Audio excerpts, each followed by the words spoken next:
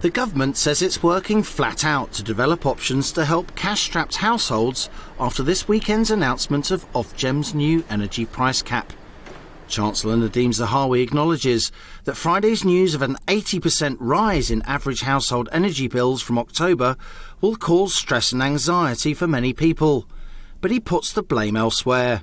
Putin will continue to use energy as a weapon, as a way of getting back at us for the help we're putting into Ukraine. We need to remain resilient.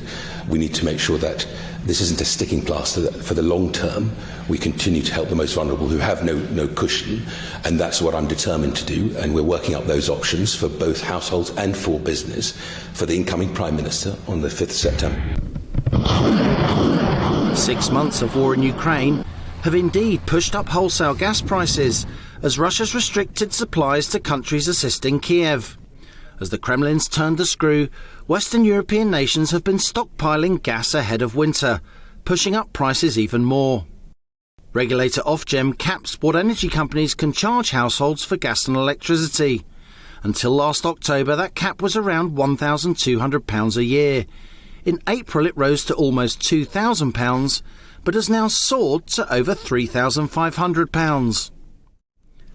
So average household fuel bills from October will be almost 3 times higher than a year ago. Back in May, ministers announced all households will receive a £400 annual rebate on their energy bills.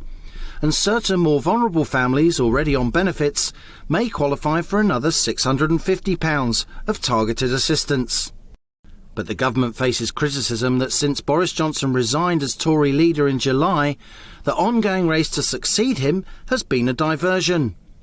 Energy campaigners have told me a far more comprehensive support package should already have been in place, ahead of this higher Ofgem price cap.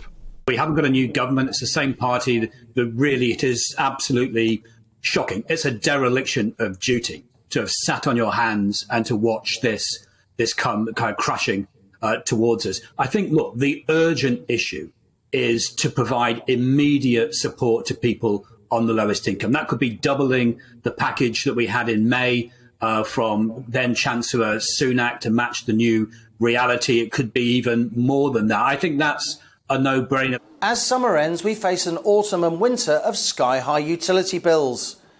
Ministers will unveil more help, but only once a fresh Prime Minister emerges and a new government's formed after September the 5th. Any assistance package, though, will only partially ease, rather than fully offset, the pain of spiralling energy costs on cash-strapped households and the broader economy.